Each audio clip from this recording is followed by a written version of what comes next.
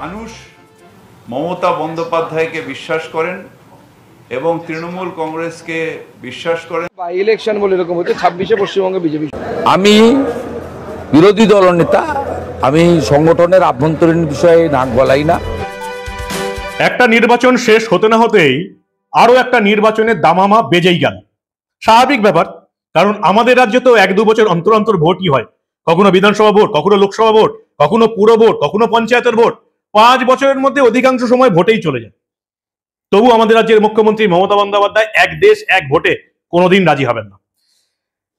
উপনির্বাচন 6টা আসনে ভোট মিটতে না মিটতেই 2026-এর বিধানসভা নির্বাচনে দামামা বেজে গেল। স্বাভাবিক ব্যাপার, হাতে মাত্র আর 1 বছরের কিছুটা বেশি সময়। কিন্তু উপনির্বাচনে একেবারে তৃণমূলের ছক্কা, 6-এ 6। 5টা তো তাদের হাতে ছিলই, উল্টে মাদারিহাট যেটা বিজেপির হাতে এতদিন ছিল গত 2টো ইলেকশনে, সেটাও এবার তৃণমূল ছিনিয়ে নিয়েছে। শুধু তালডাংরা আর মেদিনীপুর ছাড়া বাকি সবকটা আসনে তৃণমূল একচ্ছত্র আধিপত্য দেখিয়েছে। অন্যদিকে বাম কংগ্রেসের কি হাল? প্রতিটি আসনে জমানত জব্দ। 2026-এ কিন্তু একেবারে বলা যায় সরাসরি লড়াইটা তৃণমূল ভার্সেস বিজেপি হতে চলেছে। কিন্তু বাংলায় আদৌ কি পরিবর্তন সম্ভব? আজ কি হলো এবং নেতারা কি বলছেন এই রেজাল্টের পর, সবটা দেখাবো আপনাদের। এই প্রতিবেদন শেষ অবধি দেখুন। আমি মানব, দ্য নিউজ বাংলায় আপনাদের স্বাগত জানাচ্ছি। 6-এ ছক্কা, সবুজ আবির উঠছে গ্রাম থেকে শহরে।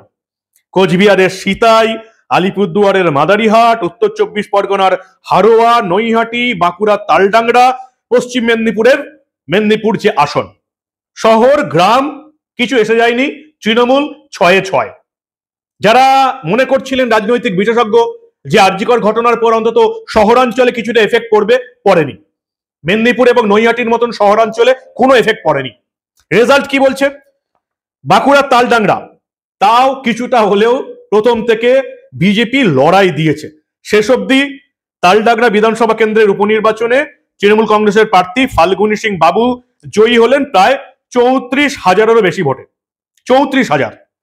মেদিনীপুর বিধানসভা কেন্দ্র তৃণমূল কংগ্রেসের প্রার্থী সুজয় হাজিরা জয়ী হলেন ওই প্রায় 34,000, 33,996, প্রায় 34,000 ভোটে জয়ী হলেন। এখানে বিজেপি প্রার্থী পেয়েছেন 81,000 ভোট। এই দুটো তো তবু লড়াইয়ের মধ্যে বলা যায়। বাকি 4টে ত্রিসীমানায় কেউ নেই। হারোয়া বিধানসভা যেমন বিজেপি রাজ্যের প্রধান বিরোধী দল, তাদের জামানত জব্দ হয়েছে। তৃণমূল প্রার্থী শেখ রবিউল ইসলাম প্রায় 1,31,388 ভোটে হারালেন আইএসএফ এর প্রার্থী পিয়ারুল ইসলামকে। ভেবে দেখার মতন বিষয়, যেখানে তৃণমূল প্রার্থী রবিউল ইসলাম মৃত এই বিধায়ক ছিলেন যিনি পরে লোকসভায় দাঁড়িয়েছেন, পরে মারাও গেছেন। বসিরহাট লোকসভার ভোটও পরবর্তীকালে হবে। নুরুল ইসলামের ছেলে জিতেছেন, রবিউল ইসলাম ভোট পেয়েছেন 1,57,000 ভোট। সেখানে আইএসএফ এর প্রার্থী পিয়ারুল ইসলাম পেয়েছেন মাত্র 25,000 ভোট। কোন রকমে এই একটি আসনে আইএসএফ প্রার্থী, মানে এই সিপিএম এ জোট একটা আসনে জামানত ধরে রাখতে পেরেছে।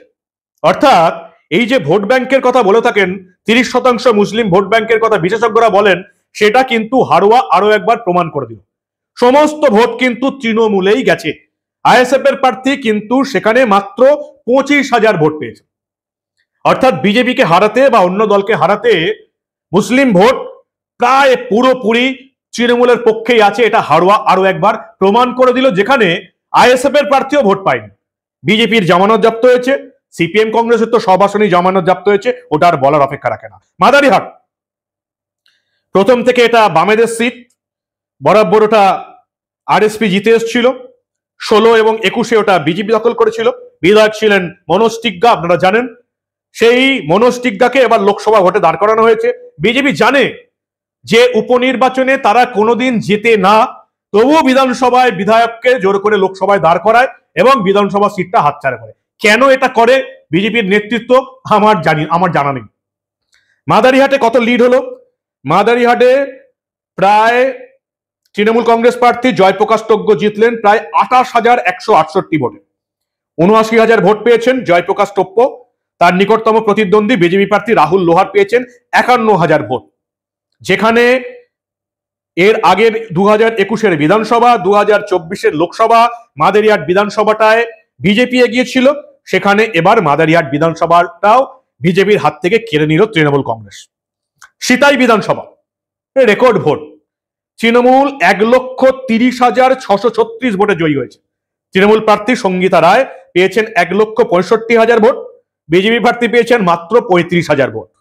আর নৈহাটি যেটা পড়ে রইল, ওই যে বললাম শহরাঞ্চল, যেটা মনে করা ছিল শহরে অন্তত কিছুটা হলেও পরিবর্তন হবে, নৈহাটি বিধানসভা উপনির্বাচনে তৃণমূল প্রার্থী সনদ দে 49,193 ভোটে জয়ী হয়েছে। কোন বিধানসভা উপনির্বাচনে বিজেপি খাপ খুলতে পারেনি, 6-0। বাম এবং কংগ্রেসের কি হলো? প্রতিটা আসনে একমাত্র বামেদের জোট হারোয়াতে আইএসএফ নিজের জমানত কিছুটা হলেও রাখতে পেরেছে, বাকি প্রতিটি আসনে বামেদের জোট এবং কংগ্রেস জমানত জব্দ হয়ে গেছে। যেটা মনে করা হচ্ছিল যে এই যে আরজিকর আন্দোলন, সেখান থেকে বামেরা কিছুটা লাভ পাবে, কিচ্ছু লাভ হয়নি। যেমন আলিপুরদুয়ার লোকসভাতে এই মাদারিহাট আসনে বামেরা পেয়েছিল 4,000 মতো ভোট, সেখানে এবার তারা আরো ভোট কমে গেছে, 3,400 ভোট পেয়েছে। সিতাই যেমন বামেরা লোকসভায় পেয়েছিল 2,000 করে ভোট, এবারে কিছুটা বেড়েছে, 9,000 ভোট আসে না, একেবারেই মানে তুল্যমূল্য আসে না। কংগ্রেস পেয়েছে 9,000 ভোট, বামেরা পেয়েছে 3,000 ভোট, ওই যেমন ছিল বাম সেখানেই আছে। মেদিনীপুর বিধানসভা লোকসভা ভোটে বামেদের ভোট ছিল ওই 11,000-এর কাছাকাছি, এবারও তাই ওই 11,000-এর কাছাকাছি ভোট পেয়েছে। হারোয়া বামেরা প্রার্থী দেয়নি, তাই আইএসএফ কোন রকমে নিজেদের জমানত বাঁচাতে পেরেছে। তালডাংরা সিপিএম লোকসভাগতভাবে পেয়েছিল ওই 16,000 কিছু ভোট, এবারে তারা 20,000 ভোট পেয়েছে। কংগ্রেসের কথা ছেড়ে দিন, 5টা আসনে একা লড়ে কংগ্রেস নিজেদের জমানত বাজেয়াপ্ত করেছে, সিপিএম সবকটাতেই জমানত বাজেয়াপ্ত হয়েছে, একমাত্র জোট সঙ্গী আইএসএফ হারোয়াতে নিজেদের জমানত রাখতে পেরেছে। অবিশ্বাস্য ব্যাপার। মাদারিহাট বিজেপির জেতা আসন চলে গেল, কে দায়ী? কেউ কেউ বলছেন বিজেপি নেতা জন বার্লা দায়ী, কেউ বলছেন বিজেপির ওখানে বুথ স্তরে কিছু করাই হয়নি। তৃণমূল একেবারে মাদারিহাট জেতার জন্য পুরো বুথ ভিত্তিক এলাকায় রাজনীতি পুরো স্ট্রং করেছে, সেজন্য মাদারিহাট বার করে নিতে পেরেছে তৃণমূল কংগ্রেস। ফিরাদ হাকিম বলছেন কিছুই হবে না, এবারে 6-6 2026-এ 260টা আসন পাবে তৃণমূল কংগ্রেস। ফিরাদ হাকিম কি বললেন শুনুন আপনারা। মানুষ মমতা বন্দ্যোপাধ্যায়কে বিশ্বাস করেন এবং তৃণমূল কংগ্রেসকে বিশ্বাস করেন, তার যে উন্নয়ন সেই উন্নয়নে পূর্ণ আস্থা রেখেছেন এবং তাই একটা বিপুল পরিমাণ জয় এই বাই ইলেকশনে 6টায় 6টা তৃণমূল কংগ্রেস পেয়েছে। আমরা মানুষকে এবং আমাদের দলের কর্মীদের ধন্যবাদ জানাই। যে 6টা আসনের উপনির্বাচন হলো নৈহাটি এবং মেদিনীপুর শহরাঞ্চল, কাজের কাজ কিচ্ছু হয়নি, কেউ দাঁত ফোটাতে পারেনি। বাকি কেন্দ্র সিতাই, মাদারিহাট, তালডাংরা, হারোয়া তো পুরোপুরি গ্রাম অঞ্চল, এখানেও কেউ কোনো হুল ফোটাতে পারেনি। বিধানসভা উপনির্বাচন তৃণমূলের জয় জয়কার। যদি আমরা দেখতে পারি যে এর মধ্যে যে কটা বিধানসভা উপনির্বাচন হয়েছে প্রত্যেকটাতেই বিজেপি হেরেছে, অন্যান্য দল তো দাঁত ফোটাতে পারেনি। তৃণমূল প্রত্যেকটা বিধানসভা উপনির্বাচনে জিতেছে। যদিও এবারের 6টা বিধানসভা আসনকে একেবারেই গুরুত্ব দিতে চাইছেন না বিজেপির নেতৃত্ব। বিজেপি রাজ্য সভাপতি কেন্দ্রীয় মন্ত্রী সুকান্ত মজুমদার বলছেন 6টা বিধানসভা উপনির্বাচনে কি হয়েছে একেবারেই ভুলে যান, 26-এ এ রাজ্যে বিজেপি ক্ষমতায় আসছে। কি বললেন বিজেপি রাজ্য সভাপতি শুনুন আপনারা। বাই ইলেকশন বলে এরকম হচ্ছে 26-এ পশ্চিমবঙ্গে বিজেপি সরকার। কালিয়াগঞ্জ বাই ইলেকশন আমরা গতবার হেরে গেছিলাম। গতবার যখন বাই ইলেকশন হয়েছিল লোকসভা জেতার পর, কালিয়াগঞ্জ বাই ইলেকশন 19-এর লোকসভা জেতার পর কালিয়াগঞ্জ বাই ইলেকশন আমরা হেরে গেছিলাম। 21-এর কালিয়াগঞ্জ আমরা জিতেছি, বিপুল ভোটে জিতেছি, ক্যান্ডিডেট নিয়ে ডিসেন্ট থাকার পরেও জিতেছি।